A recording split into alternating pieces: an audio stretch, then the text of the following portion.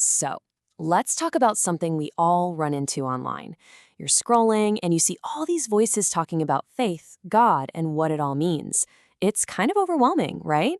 Today, we're going to dig into this idea, the illusion of theological expertise, and figure out how to tell the difference between just a passionate opinion and the real deal. You know, the brilliant physicist Richard Feynman once said something that really sticks with you. He said, "A scientist outside of his field is as dumb as everyone else."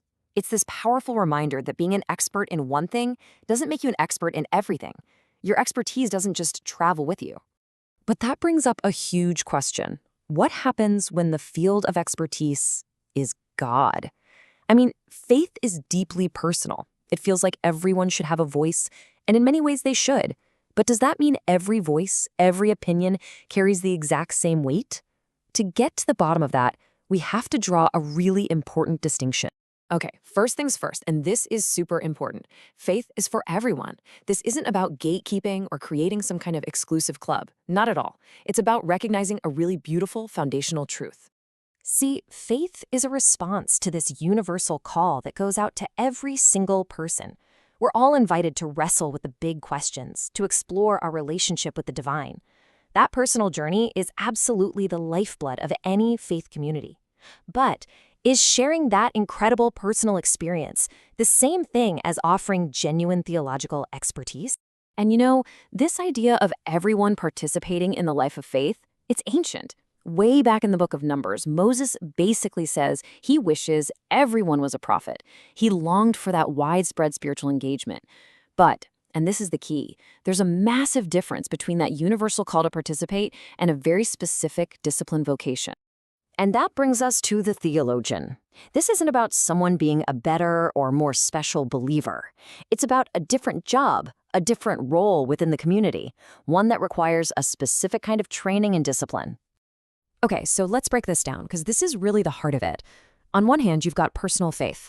It's a universal call, it's rooted in your own lived experience, and it's open to everybody. On the other hand, you have formal theology. That's a specific vocation.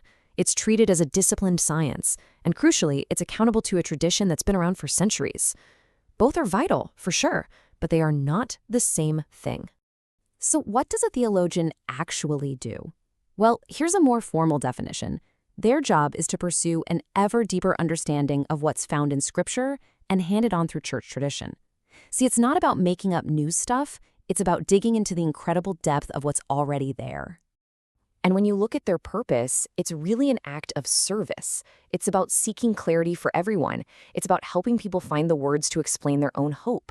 And it's about finding better ways to communicate the faith to the wider world. At its best, it's a calling that starts with a deep love for God and a desire to know God more. Now, I know what you might be thinking. Calling theology a science might sound a little strange. We're not talking about lab coats and test tubes here. It's a science in the sense that it's a rigorous, disciplined, and serious field of study. Yeah, it's a science that's all about seeking the reasons of faith. It asks not just what do we believe, but why do we believe it? And how do all those beliefs fit together into a coherent, logical system that makes sense? The way a theologian works is pretty unique. It's this amazing blend of deep, prayerful reflection combined with sharp, critical analysis. They pull in insights from philosophy and history, and the whole process has to be grounded in humility. That's non-negotiable. And that humility piece is so important, because it points to another huge part of formal theology, accountability. A real theologian isn't some lone wolf genius coming up with brilliant ideas all by themselves. No, they are part of a massive, ongoing conversation, and they are accountable to the community they're trying to serve. So, in the Catholic tradition, this accountability has a formal name, the magisterium. It's the teaching authority of the Church. You can think of it like a system of checks and balances. Its whole purpose is to make sure the core truths of the faith are passed down accurately and faithfully from one generation to the next. So why does that even matter? Well, this relationship is basically a guardrail. It helps protect the entire community from ideas that could be confusing or even harmful. It's not about shutting down questions. It's about making sure the answers we find are rooted in something authentic and trustworthy. Okay, so we've got the universal call of faith on one side and the specific vocation of theology on the other. Now for the big question.